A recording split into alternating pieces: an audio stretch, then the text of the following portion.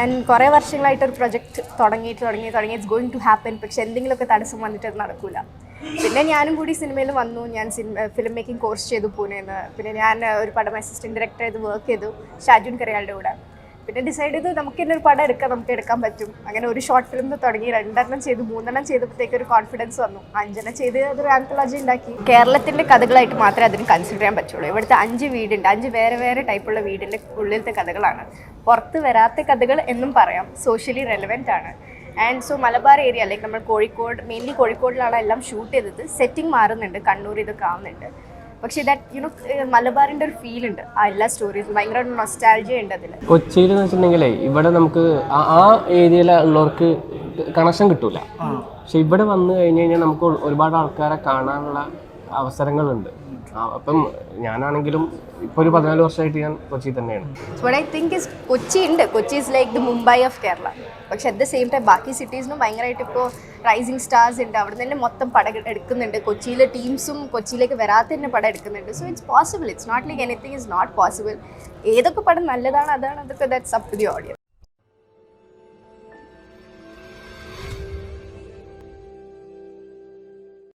അപ്പോൾ ജനുവരി റിലീസാവുന്ന മലബാർ ടൈൽസിലെ കാസ്റ്റ് എന്നും പറയാം, ക്രൂ എന്നും പറയാം, 2 പേരാണ് നമ്മുടെ കൂടെ ഉള്ളത്. Hi, welcome to Mapstic media.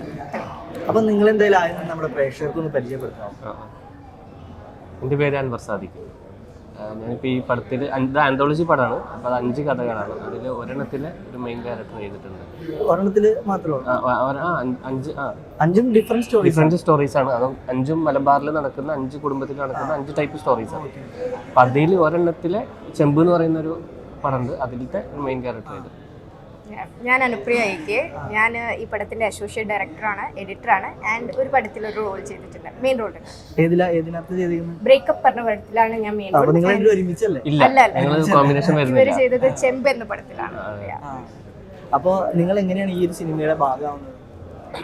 ഞാനായത് Anupriya മുഖേന. ഞങ്ങള് വേറൊരു ആക്ടിംഗ് വർക്ക്ഷോപ്പ് ഒരുമിച്ച് അവിടെ ഉണ്ടായിരുന്നു. അങ്ങനെ അവിടുന്ന് പെർഫോമൻസ് ചെയ്യുമല്ലോ. അപ്പം അങ്ങനെ കണ്ടിട്ട് എന്നെ ഇതാണ് വിളിച്ചിട്ട് ഇങ്ങനെ പറഞ്ഞു ഞങ്ങളിങ്ങനെ ഒരു പ്രൊജക്റ്റ് ഫാമിലി ആയിട്ട് തന്നെ ഇങ്ങനെ നീക്കുന്നുണ്ട്. അപ്പം അതിൽ ചെയ്യാൻ പറ്റുമെന്ന് ചോദിച്ചു. ഞാൻ പറഞ്ഞു എന്തായാലും ഞാൻ നമുക്ക് നേരിട്ടിരിക്കും. ഇവരുടെ ഫാമിലി, ഇതിന്റെ ഈ പടത്തിന്റെ സംവിധായകൻ, പ്രൊഡ്യൂസർ. അങ്ങനെ ഇവരുടെ അച്ഛൻ വിളിച്ചു, സംസാരിച്ചപ്പോൾ എനിക്ക് പുള്ളിയുടെ സംസാരത്തിൽ നിന്ന് എനിക്ക് കുഴപ്പമില്ല തോന്നി. അപ്പം ഞാൻ നേരിട്ടിട്ട് സംസാരിച്ചിട്ട് എന്നെ കൊണ്ട് പറ്റുന്നതാണോ ഇല്ല എന്നൊക്കെ നോക്കണമല്ലോ. അപ്പം അങ്ങനെ കാലിക്കറ്റ് പോയി അങ്ങനെ അവരായിട്ട് ഇരുന്ന് സംസാരിച്ചപ്പോൾ ഒരു ഫാമിലിയുടെ ഒരു കൂട്ടായ്മയിൽ നിന്നുണ്ടാകുന്ന ഒരു സിനിമയാണ്. പിന്നെ ഇവരെല്ലാവരും നമ്മളൊരു കുടുംബം പോലെ തന്നെയാണ് ഇതിൻ്റെ കാര്യങ്ങളൊക്കെ നീങ്ങിയിരുന്നത്. നമുക്ക് ഭയങ്കരമായിട്ട് ഇതെന്താണെങ്കിലും നമ്മളുടെ ഒരു സപ്പോർട്ടും കൂടെ കൊടുത്തിട്ട് തന്നെ നമുക്കിത് ചെയ്യണം തോന്നി. അങ്ങനെ ഉണ്ടായ സിനിമയാണ്. അതുപോലെ തന്നെ എല്ലാവരും ഇതിൽ അഭിനയിച്ചിട്ടുണ്ടായിരുന്നു. ഭയങ്കര ഒരു ഇന്റൻസ് റോളാണ് പ്ലേ ചെയ്തിരിക്കുന്നത്. അപ്പൊ എങ്ങനെയാണ് ശരിക്കും ഇങ്ങനെ ഒരു ഫാമിലി ആയിട്ടൊരു സിനിമ എടുക്കാമെന്നുള്ളൊരു കറേജ് കിട്ടുന്നത്? അത് ആക്ച്വലി അച്ഛൻ കുറേ സമയത്ത് ഉണ്ട് സിനിമയിലുണ്ട്, സിനിമ ഫീൽഡിൽ അസോസിയേറ്റ് ഡയറക്ടറായിട്ട്, അസിസ്റ്റന്റ് ഡയറക്ടറായിട്ട്. പിന്നെ 8th ആൻഡ് കുറേ വർഷങ്ങളായിട്ടൊരു പ്രൊജക്റ്റ് തുടങ്ങി ഇറ്റ്സ് ഗോയിങ് ടു ഹാപ്പൻ. പക്ഷെ എന്തെങ്കിലുമൊക്കെ തടസ്സം വന്നിട്ട് അത് നടക്കില്ല. പിന്നെ ഞാനും കൂടി സിനിമയിൽ വന്നു. ഞാൻ ഫിലിം മേക്കിംഗ് കോഴ്സ് ചെയ്തു പൂനെന്ന്. പിന്നെ ഞാൻ ഒരു പടം അസിസ്റ്റന്റ് ഡയറക്ടറായിട്ട് വർക്ക് ചെയ്തു ഷാജുൻ കരയാളുടെ കൂടെ. പിന്നെ ഡിസൈഡ് ചെയ്തു നമുക്ക് തന്നെ ഒരു പടം നമുക്ക് എടുക്കാൻ പറ്റും. അങ്ങനെ ഒരു ഷോർട്ട് ഫിലിം തുടങ്ങി 2 ചെയ്തു 3 ചെയ്തപ്പോഴത്തേക്ക് ഒരു കോൺഫിഡൻസ് വന്നു. 5 ചെയ്ത് അതൊരു ആന്തോളജി ഉണ്ടാക്കി. ആൻഡ് ഫോർച്യുനേറ്റ്ലി എല്ലാ സ്റ്റോറീസും ഭയങ്കര ഇമ്പാക്ട്ഫുൾ ആയതുകൊണ്ട് മൊത്തം നമ്മുടെ product that is the Malabar tales നന്നായി വന്നിട്ടുണ്ട്. I can say that as editor and we hope the audience will like it. So ഇതിപ്പോൾ തിയേറ്റേഴ്സിലേക്ക് അല്ല, ഞാൻ ഡിറക്ഷനിലാണ് ചെയ്തിട്ടുള്ളത്. That's why I was actually an assistant director, associate director. എഡിറ്റിംഗിലേക്ക് കയറിപ്പോയി. അത് ഓണസ്റ്റ്ലി സ്പീക്കിംഗ് അച്ഛൻ്റെ ഒരു മൈൻഡ് സെറ്റ് മനസ്സിലാക്കാൻ എനിക്ക് ഈസി ആയിരുന്നു. So like after V shot the films നമ്മൾ വേറെ എഡിറ്ററിനെ നോക്കാണ്ട് തന്നെ just tried it out. And because I could അതെ, ഞാൻ സെൽഫ് പഠിച്ചു. ഈ സിനിമ ഞാൻ തന്നെ എഡിറ്റ് ചെയ്യുന്നത് അങ്ങനെയാണ് എഡിറ്റിംഗ് പഠിച്ചത് ആക്ച്വലി. അത്ഭുതകരമായ സംഭവം. കാരണം ഞാൻ ഇപ്പോൾ വർഷങ്ങളായിട്ട് എഡിറ്റ് ചെയ്യുന്നു. ഇപ്പോഴും എന്തെങ്കിലുമൊക്കെ ഒരു ടെൻഷൻ ഉണ്ടാവും. പക്ഷെ ഒരു സിനിമ എഡിറ്റ് ചെയ്യാന്ന് പറഞ്ഞാൽ അതേപോലെ what I understand is ടെക്നിക്കലിന്റെ കാട്ടും കൂടുതൽ എഡിറ്റിംഗിൽ ഇമ്പോർട്ടൻ്റ് ഇസ് ആ നെറേറ്റീവ് ഉണ്ടാക്കാൻ പറ്റും. അത് അറിയുകയാണെങ്കിൽ then technicality you can all learn. ഇപ്പോൾ യൂട്യൂബ് ട്യൂട്ടോറിയൽസ് തന്നെ കുറേ ഉണ്ട്, എല്ലാവർക്കും ഈസി ആയിട്ട്. Surprising idea. നമുക്ക് താല്പര്യം വേണം ചെയ്യുന്ന കാര്യത്തോട്. ആദ്യം നമുക്ക് താല്പര്യം വേണം, അല്ലാണ്ട് വെറുതെ ഒരു പേരിന് പഠിച്ചിട്ട് കാര്യമില്ല. അപ്പൊ താങ്കൾക്ക് സിനിമയോട് ഭയങ്കര പാഷനായിട്ട് ഞാൻ വെച്ചാൽ ഞാൻ ഇതുപോലെ തന്നെ ഞാൻ അസിസ്റ്റന്റ് ആയിട്ട് അസോസിയേറ്റ് ആയിട്ടൊക്കെ വർക്ക് ചെയ്തിട്ടുണ്ട്. പിന്നെ പ്രൊഡക്ഷൻ ചെയ്ത വർക്കുകൾ ഏതൊക്കെയാണ്? ഞാൻ ലാൽ ബാഗ് എന്ന് പറഞ്ഞൊരു പടം മമത മോഹൻദാസിന്റെ, അതിൽ പ്രൊഡക്ഷൻ കൺട്രോളർ ആയിരുന്നു. പക്ഷെ കൺട്രോളർ ആവാൻ എനിക്ക് താല്പര്യമില്ല. പക്ഷെ ഞാൻ കൺട്രോളർ ആയി പോയതാണ്. ലൈൻ പ്രൊഡ്യൂസർ ആയിരുന്നു അതിന്. പിന്നെ അതിന്റെ കൺട്രോളറും ആ സെക്ഷനും കൂടെ നോക്കേണ്ടി വന്നു. പിന്നെ അതിന് ശേഷം ഞാൻ പണി എന്ന് പറഞ്ഞ പടത്തിൽ ഞാൻ ഒരു ചെറിയൊരു ക്യാരക്ടറാണ് ചെയ്തത്. ഇത് കുറേയൊക്കെ ലെങ്ത് കൂടിയിട്ട് കുറേയൊക്കെ പോയി. 2 സീനിൽ വന്നു പോകുന്നുള്ളൂ. അതിൽ ആ വില്ലന്മാർ വീട്ടിൽ കയറുമ്പോൾ ആ ഗേറ്റ് അവിടെ സർവൻ്റ് ആയിട്ട് ആ ഗേറ്റ് തുറന്ന് ഞങ്ങൾ ഇറങ്ങിയതിന് ശേഷമാണ് ആ പണിക്ക് കയറുന്നത്. അപ്പോൾ അവിടുത്തെ സർവൻ്റ് ആയിട്ടൊരു ക്യാരക്ടർ ആയിട്ടുണ്ടായിരുന്നു. പിന്നെ വേറെ ചെയ്തൊരു 2 പടം റിലീസാകാൻ പോകുന്നുള്ളൂ. അതിൽ ഒന്ന് ഒരു ബട്ടർഫ്ലൈ ഗേൾസ് എന്ന പടം, പിന്നെ ഇത് ധ്യാൻ ശ്രീനിവാസൻ്റെ ഒരു പടം. പിന്നെ കൂടുതൽ വർക്ക് ചെയ്തിട്ടുള്ളത് ഡയറക്ഷൻ ടീമിലും പ്രൊഡക്ഷൻ ടീമിലും. ആക്ടിങ് കുറവാണ്. ഇപ്പൊ ഈ അടുത്ത കാലത്താണ് ആക്ടിങ് ചെയ്തു തുടങ്ങിയത്. ആക്ടിങ് ആണ് ഇഷ്ടം. പക്ഷേ ഡയറക്ഷൻ സൈഡിൽ എപ്പോഴും ഉണ്ടാവണം എന്ന് ഭയങ്കര ആഗ്രഹമുണ്ട്. നമ്മുടെ ഒരു പടത്തിലെ കൊറിയോഗ്രാഫർ ഞാൻ കൊറിയോഗ്രാഫിയും ചെയ്തിട്ടുണ്ട്. ഇതിനു മുമ്പ് 2 പടങ്ങൾക്ക് ചെയ്തിട്ടുണ്ട് കൊറിയോഗ്രാഫി. വേറെ കൊറിയോഗ്രാഫർ മൊത്തം cast and crew is multi talented. അങ്ങനെ ചെയ്തിട്ടുണ്ട്. അപ്പൊ നമ്മുടെ സിനിമയുടെ വരുന്ന മലബാർ ടൈൽസ് എന്തുകൊണ്ടാണ് അങ്ങനെ ഒരു നെയിം കൊടുക്കാൻ ഒരു കാരണം? മെയിൻലി ബിക്കോസ് ഈ 5 സ്റ്റോറീസും നടക്കുന്നത് ഇറ്റ്സ് വെരി ലൈക്ക് കേരളത്തിന്റെ കഥകളായിട്ട് മാത്രമേ അതിന് കൺസിഡർ ചെയ്യാൻ പറ്റുള്ളൂ. ഇവിടുത്തെ 5 വീടുണ്ട്, 5 വേറെ വേറെ ടൈപ്പുള്ള വീടിന്റെ ഉള്ളിലത്തെ കഥകളാണ്. പുറത്ത് വരാത്ത കഥകൾ എന്നും പറയാം. സോഷ്യലി റെലവെന്റ് ആണ്. And so Malabar area like നമ്മൾ കോഴിക്കോട്, മെയിൻലി കോഴിക്കോടിലാണ് എല്ലാം ഷൂട്ട് ചെയ്തത്. സെറ്റിംഗ് മാറുന്നുണ്ട്, കണ്ണൂർ ഇതൊക്കെ ആവുന്നുണ്ട്. പക്ഷേ ദാറ്റ് മലബാറിൻ്റെ ഒരു ഫീൽ ഉണ്ട് ആ എല്ലാ സ്റ്റോറീസും. ഭയങ്കര നൊസ്റ്റാൾജിയ ഉണ്ട് അതിൽ. And then stories and tales ആ ഒരു സിസ്റ്റമിൽ അത് മലബാറിന്റെ കഥകൾ, ഇത് മലബാർ ടെയിൽസ്. യെസ് ഈ ഒരു കാലഘട്ടം. It's very relevant to now. അപ്പോൾ റീസെന്റ് ഒരു ഇൻഫ്ലുവൻസർ പറയുന്നുണ്ടായിരുന്നു, ഞാനിപ്പോൾ കൊച്ചിയിലായിരുന്നെങ്കിൽ പെട്ടെന്ന് സിനിമയിൽ കയറിയാനെ. ആളുടെ വീട് മലബാർ ഭാഗത്താണ്. അപ്പൊ അതിനെ പറ്റി നിങ്ങൾ മലബാറുകാരാണല്ലോ. കൊച്ചിയിൽ എന്ന് വെച്ചിട്ടുണ്ടെങ്കിലേ ഇവിടെ നമുക്ക് ആ ഏരിയയിലെ ഉള്ളവർക്ക് കണക്ഷൻ കിട്ടൂല. പക്ഷെ ഇവിടെ വന്നു കഴിഞ്ഞ് കഴിഞ്ഞാൽ നമുക്ക് ഒരുപാട് ആൾക്കാരെ കാണാനുള്ള അവസരങ്ങളുണ്ട്. അപ്പം ഞാനാണെങ്കിലും ഇപ്പൊ ഒരു 14 വർഷമായിട്ട് ഞാൻ കൊച്ചി തന്നെയാണ്. ഞാൻ പൊന്നാനിയാണ് പ്രോപ്പർ. പക്ഷെ ഞാൻ ഇവിടെ വന്നതിന് ശേഷമാണ് എനിക്ക് കൂടുതൽ ആൾക്കാരെ നേരിട്ട് മീറ്റ് ചെയ്യാനും ചാൻസ് ചോദിക്കാനാണെങ്കിൽ പോലും ഇവിടെ നടക്കുള്ളൂ. അവിടെ നിന്നുകൊണ്ട് ഫോണിൽ വിളിച്ച് ചാൻസ് ചോദിച്ചാലൊന്നും ആരും തരുന്നില്ല. ഇത് ഇവിടെ നേരിട്ട് വെച്ചിട്ട് തന്നെ കിട്ടുന്നില്ല. പിന്നെ താങ്കൾക്ക് തോന്നുന്നു, എനിക്ക് തോന്നുന്നത്. പക്ഷെ ആ ഒരു ഇൻഫ്ലുവൻസർ പറഞ്ഞതിന്റെ കാരണം എന്ന് പറഞ്ഞാൽ പൊളിറ്റിക്കലി ഉള്ള ഒരു രീതിയിലാണ് പറഞ്ഞത്. പേര് പറയാൻ ഞാൻ ആഗ്രഹിക്കുന്നില്ല. എനിക്ക് തോന്നുന്നു അങ്ങനെ ഒരു രീതിയിലുള്ള.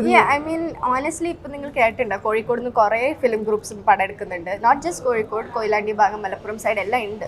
ബട്ട് ഐ തിങ്ക് കൊച്ചി ഉണ്ട്. Kochi is like the Mumbai of Kerala. പക്ഷെ അറ്റ് ദ സെയിം ടൈം ബാക്കി സിറ്റീസിനും ഭയങ്കരമായിട്ട് ഇപ്പോൾ റൈസിങ് സ്റ്റാർസ് ഉണ്ട്. അവിടെ നിന്ന് തന്നെ മൊത്തം പടം എടുക്കുന്നുണ്ട്. കൊച്ചിയിലെ ടീംസും കൊച്ചിയിലേക്ക് വരാത്ത തന്നെ പടം എടുക്കുന്നുണ്ട്. So it's possible. It's not like anything is not possible. ഏതൊക്കെ പടം നല്ലതാണ് അതാണ് അതൊക്കെ that's up to the audience like that. അല്ല, ഇപ്പോൾ ഈ ഒരു സിനിമയിൽ അങ്ങനെ എന്തെങ്കിലും പൊളിറ്റിക്കൽ കാര്യങ്ങളൊക്കെ ചർച്ച ചെയ്യുന്നുണ്ടോ? ചിലപ്പം ചെറിയ രീതിയിലൊക്കെ വരാം. അല്ല, എനിക്ക് തോന്നി നിങ്ങൾ അത്ര റെലവന്റ് ആണ് എന്നൊക്കെ പറഞ്ഞാൽ എല്ലാ 5 സ്റ്റോറീസിലും അങ്ങനെ എന്തെങ്കിലും പൊളിറ്റിക്കലി ആയിട്ടുള്ള കാര്യങ്ങൾ ചർച്ച ചെയ്യാൻ, ഇഫ് നോട്ട് ഓൾ 5 2-3 ഉണ്ട് ചർച്ച ചെയ്യപ്പെടാൻ ചെറുതായിട്ടുണ്ട്. അത് നടക്കുന്ന കാര്യങ്ങളൊക്കെ തന്നെയാണ്. പക്ഷെ അത് ഇനി വരുമ്പോ അത് ആൾക്കാരെങ്ങനെ വളച്ചൊടിക്കുമെന്നൊന്നും പറയാൻ പറ്റില്ല. ആ ഒരു പേടിയുണ്ടോ? അങ്ങനൊന്നുമില്ല. സിനിമയാണ്. I know, but it's like സത്യാവസ്ഥ. ഒരാൾ ട്രൂ ഇൻസിഡന്റ് നമ്മുടെ അടുത്ത് ട്രൂ സ്റ്റോറി പറയുമ്പോൾ ബേസ്ഡ് ഓൺ ട്രൂ ഇവന്റ്സ് എഴുതാണ്ട് തന്നെ നമുക്ക് ആ പടം എടുക്കാമല്ലോ. അങ്ങനത്തെ ഒരു കോൺസെപ്റ്റ്. റീസെന്റ് നമ്മുടെ സണ്ണിയുടെ ഒരു പടം തിയേറ്ററിൽ വന്നിട്ട് അത് ഭയങ്കര വിവാദമായിട്ട് എടുത്തു കളഞ്ഞു. അതേപോലെയൊക്കെ ഒരു ഇതങ്ങനെ എടുത്തു കളയാനുള്ള പ്രശ്നം. ഇതൊക്കെ പണ്ട് കാലങ്ങളിൽ ഉണ്ടായിരുന്ന ഒരു സംഭവത്തെ ബേസ് ചെയ്തിട്ട് തന്നെയാണ്. പക്ഷെ അത് പലർക്കും അറിയാം, പക്ഷെ പലരും അത് പറയില്ല. അല്ല, അതാണല്ലോ എല്ലാവരും മനസ്സിലുണ്ട്. നമ്മളതൊരു സിനിമയിലൂടെ കാണിക്കുന്നു. പക്ഷെ നമ്മളൊക്കെ ഇതിലൊരു കഥ ആ ഒരു ക്യാരക്ടറായിട്ട് ചെയ്തിട്ടുള്ളൂ. എന്നിട്ട് നമ്മുടെ ലൈഫിൽ അങ്ങനെയാണെന്നല്ല. നിങ്ങളുടെ ഒരു അടിച്ച് രാഷ്ട്രീയം പങ്കുവെക്കുന്നു എന്നുള്ളൂ. No, it's more cinematic, more like ആ ക്യാരക്ടറിന്റെ പേഴ്സണൽ കോൺഫ്ലിക്ട്സിൽ ബേസ്ഡ് ആണ്. നമ്മളൊരു പൊളിറ്റിക്കൽ കോൺഫ്ലിക്ട് നിങ്ങൾ പറഞ്ഞ പോലെ അത് എടുത്ത് പുറത്തിടുന്ന പോലും നല്ല പേഴ്സണൽ കോൺഫ്ലിക്ട്സ്. ഒരു ഞാൻ പറഞ്ഞല്ലോ 5 വീട് 5 ഫാമിലീസിന്റെ കഥകൾ, 5 ഫാമിലീസിന്റെ. പക്ഷെ ആ ഒരു ഇത് ശരിക്കും നമ്മുടെ സമൂഹത്തിലുള്ള ഒരു കാര്യങ്ങളാണ് കാണിക്കുന്നത്. നടന്നതും ഇപ്പൊ നടന്നുകൊണ്ടിരിക്കുന്നതും കേട്ട സംഭവം. അപ്പൊ അതിന്റെ റൈറ്റർ അച്ഛനാണ്. കഥയും തിരക്കഥയും എല്ലാ ആളും Yeah, he's the writer, dialogues, direction, production, family production. അത് executive producer and അമ്മയാണ് ഡോക്ടർ പ്രീതാനൻ. അങ്ങനെ അതുകൊണ്ട് കാര്യങ്ങളൊക്കെ കറക്റ്റ് ആയിട്ട് നടക്കും. ഷൂട്ടിങ് കാര്യങ്ങളൊക്കെ നമ്മൾ ആക്ച്വലി ഒരു 1.5 years ആയി പ്രൊജക്ട് തുടങ്ങിയിട്ട്. ഒരു ലോ ബഡ്ജറ്റ് പ്രൊജക്ട് ആയിക്കൊണ്ട് it takes time to do things. അങ്ങനെ ഷോർട്ട് ഫിലിം പോലെ ചെയ്യാനായിരുന്നു പ്ലാൻ അതോ സിനിമയായിട്ട് തന്നെ എടുക്കാൻ? ആക്ച്വലി നമ്മൾ ബിഗിനിങ്ങിൽ പ്ലാൻ ചെയ്തിട്ടേ ഇല്ല. ഒരു ഷോർട്ട് ഫിലിം ചെയ്തു, അത് നന്നായിട്ട് വന്നു. രണ്ടാമത്തെ ചെയ്തു, അതും നന്നായി. ഏതായിരുന്നു ആദ്യത്തെ ഷോർട്ട് ഫിലിം? ആദ്യത്തെ ചെയ്തത് was the one I acted in breakup പറഞ്ഞിട്ട്. നമ്മുടെ ശിവരാജ് ആയിരുന്നു അതിൽ ആക്ടർ. ദാറ്റ് ഇസ് ആമൻ ഓസ്ലറിന്റെ ഓസ്ലർ ആണ് ആമിൻ്റെ. ശിവരാജും ഞാനും മുമ്പ് ഒരു പടത്തിൽ വർക്ക് ചെയ്തിട്ടുണ്ടായിരുന്നു, MBDK ഷാജുൻ കറിയാളുടെ. സോ അവിടുന്ന് കണ്ടു പരിചയം. I asked him over and he came. മൃദുഭാവത്തിന്റെ പ്രൊമോഷൻ ചെയ്തിട്ടുണ്ടായിരുന്നു. ഓ, ഞാൻ അതിന്റെ അസിസ്റ്റന്റ് ആയിരുന്നു. ആണോ? ഓക്കേ. ഞങ്ങൾ മറ്റേ മറൈൻ ഡ്രൈവിൽ ഒരു പബ്ലിക് റെസ്പോൺസിബിൾ. മനസ്സിലായി. ഓക്കെ. സോ അത് ചെയ്ത് കഴിഞ്ഞിട്ട് പിന്നെ പർദ പറഞ്ഞ പ്രോജക്റ്റ് ചെയ്തു. ആൻഡ് തേർഡ് പ്രൊജക്റ്റിലാണ് ചെമ്പ്. പിന്നെ fourth project Sathabhishekam. And last ചെയ്ത് ദ ബംഗ്ലാവ് പ്രദീപ് ബാലനെ വെച്ച്. ഇതിന്റെ ലൊക്കേഷൻ കാര്യങ്ങളും മൊത്തം മലബാർ മാത്രമാണോ? മലബാർ ഏരിയാസ്. ബാക്കിയുള്ള കാസ്റ്റിംഗുകളൊക്കെ എങ്ങനെയാണ് സെലക്ട് ചെയ്തത്? People we have worked with. And actually നമ്മൾ പ്രോപ്പർ കാസ്റ്റിംഗ് പ്രോസസ് ഉണ്ടായിരുന്നു. ലൈക്ക് ആ ക്യാരക്ടർ പറ്റിയ ആൾക്കാർ തന്നെ. എല്ലാവരും മലബാറുകാർ തന്നെയാണോ അതോ? No, not necessary. കൊച്ചിയിൽ നിന്ന് ആൾക്കാരുണ്ട്. അനിൽ ആന്റോസ് ഫ്രം ചാലക്കുടി. പക്ഷേ കുറെ ആൾക്കാരൊക്കെ കോഴിക്കോട് നിന്നാണ്. നമ്മുടെ ഒരു സതാഭിഷേകം പറഞ്ഞ പടം ഇസ് ലൈക്ക് എ ഫാമിലി പടം. അതിലൊരു കുറെ ആർട്ടിസ്റ്റ് ഉണ്ട്, 25-30 ആർട്ടിസ്റ്റ് ഉണ്ട്. Maximum people from Kozhikode itself. അതിൽ നമ്മൾ കുറെ ഫസ്റ്റ് ടൈമേഴ്സിനും ഓപ്പർച്യൂണിറ്റി കൊടുത്തിട്ടുണ്ട്. ഫസ്റ്റ് ടൈമേഴ്സ് പറഞ്ഞാൽ കുറേ ആയി ചെറിയ ചെറിയ റോൾസ് പടത്തിൽ ചെയ്യുന്നു, ഒരു നല്ല ഓപ്പർച്യൂണിറ്റിന് വേണ്ടി വെയിറ്റ് ചെയ്യുന്നു. അവർക്ക് കുറെ റോൾസ് കൊടുത്തിട്ടുണ്ട്. അപ്പൊ എന്തായാലും ഒരു ഡിഫറെന്റ് അപ്രോച്ച് ആണ്. അതെ അതെ, വെരി വെരി മച്ച്. എന്തായാലും നമ്മുടെ സിനിമ ഇങ്ങനെ റിലീസിന് ഒരുങ്ങാണ്. എന്താണ് നിങ്ങൾക്ക് അവസാനമായിട്ട് നമ്മുടെ പ്രേക്ഷകരോട് പറയാനുള്ളത്? എല്ലാവരും സിനിമ കാണണം. പിന്നെ എന്ന് പറഞ്ഞു കഴിഞ്ഞാൽ നിങ്ങളുടെ അഭിപ്രായങ്ങൾ അത് നല്ലതാണെങ്കിലും ചീത്തയാണെങ്കിലും ഇഷ്ടപ്പെട്ടാലില്ലെങ്കിൽ ഞങ്ങൾ അറിയിക്കുക. അപ്പോൾ നെക്സ്റ്റ് ടൈം ഞങ്ങൾ ഒന്നും കൂടെ ബെറ്റർ ആക്കും. അതന്നെ. പക്ഷെ ഇത് മാക്സിമം ഞങ്ങൾക്കൊരു സാധാരണ ഫാമിലിയുടെ ഒരു കഥ ആയതുകൊണ്ട് തന്നെ ഇത് ആൾക്കാർക്ക് പെട്ടെന്ന് കണക്റ്റഡ് ആവുന്ന ഒരു വിശ്വാസമുണ്ട്. ആൾക്കാർക്ക് ഇഷ്ടപ്പെടും. അല്ല, മലബാറുകാർക്ക് മാത്രമല്ല നമ്മുടെ എല്ലാവർക്കും ഇഷ്ടപ്പെടും. പക്ഷെ മലബാർ ആ സൈഡിൽ നടക്കുന്ന ഒരു കഥ ആയതുകൊണ്ട് അവിടെ ഇങ്ങനത്തെ ഇപ്പൊ കുറെ ആൾക്കാരൊക്കെ കേട്ട് പരിചയമുള്ളതൊക്കെ തന്നെ ആയിരിക്കും. പക്ഷെ കണ്ടുവരുമ്പോൾ അവർക്ക് അതൊന്നും കൂടെ മനസ്സിലാവും ഇങ്ങനെയൊക്കെയാണ് ഇത് സംഭവിച്ചിട്ടുണ്ടായിരുന്നത് എന്നൊക്കെ. എന്താണ് അല്ല, ഇറ്റ്സ് മോർ ലൈക്ക് അത് ഓവറോൾ കേരളത്തിന് പറ്റിയത് കഥകളാണ്. And I think everybody will relate to it at some extent. അത് ആക്ച്വലി നമ്മൾ ഇതുവരെ എക്സ്പീരിയൻസ് ചെയ്തിട്ടുള്ളത് 5 പടത്തിൽ എല്ലാവരും 5 ലൈക്ക് എല്ലാവർക്കും ഇൻട്രസ്റ്റ് ആവുന്നത് വേറെ വേറെ പടമാണ്. അവർക്ക് പേഴ്സണലി ആയിട്ട് എനിക്ക് ഈ പടമാണ് ഇഷ്ടമായത്, ഇതിലാണ് എനിക്ക് ഭയങ്കര ഫീൽ ചെയ്തത്, വേറെ വേറെ ഇതാണ്. So it's all personally. ഈ ഒരു മൂവീസ് അച്ഛൻ ഉണ്ടാക്കിയത് തന്നെ ഒരു ഭയങ്കര പേഴ്സണൽ ഉള്ള ഒരു ഫീലിംഗ് കൊടുത്തിട്ടാണ്. അത് തന്നെയാണ് ഓഡിയൻസിനും കിട്ടുക. That I can guarantee. അപ്പൊ എന്തായാലും സിനിമ ഇറങ്ങുമ്പോൾ ഒരു ഗംഭീര വിജയമാവട്ടെ. ഇനി താങ്കൾക്ക് ഏതെങ്കിലും സിനിമകൾ വരാനുണ്ട്? ഇനിയിപ്പോൾ വരാനുള്ള 2 പടം റിലീസ് ആവാനുണ്ട്. ചെയ്ത പടം ഇപ്പോൾ ഓൾറെഡി വേറെ കുറച്ച് പടങ്ങൾ ഇങ്ങനെ നടക്കുന്നുണ്ട്. അതിൻ്റെ പരിപാടികളൊക്കെ നടന്നുകൊണ്ടിരിക്കുകയാണ്, പ്രീ പ്രൊഡക്ഷനായിട്ടും സ്ക്രിപ്റ്റ് ആയിട്ടൊക്കെ. അപ്പം അങ്ങനെ. ഇനി നിങ്ങൾക്ക് ഏതെങ്കിലും പ്ലാനിങ് ഉണ്ടോ? ആക്ച്വലി ഞാൻ ഇപ്പോൾ ഒരു പടം ജോയിൻ ചെയ്തു. ഒരു ശ്രീനാഥ് ഭാസിൻ്റെ പടമാണ്, മലയാളം. അതിൽ ഞാൻ അസിസ്റ്റൻ്റ് ആയിട്ടാണ്. അപ്പോൾ ഞാൻ ഡയറക്ഷൻ സൈഡിലാണ്. അതിൽ will see acting and editing. ഈ ഒരു പടം കഴിഞ്ഞിട്ട് എങ്ങനെയായിരിക്കും നിങ്ങളുടെ ഒരു ഫാമിലിയുടെ ഇനി വേറൊരു ഇത് വെരി സൂൺ ഉണ്ട് ഇതിന്റെ സക്സസിന് ശേഷം. അപ്പൊ എന്തായാലും സക്സസ് ആവട്ടെ എന്ന് ആശംസിക്കുന്നു. Thank you.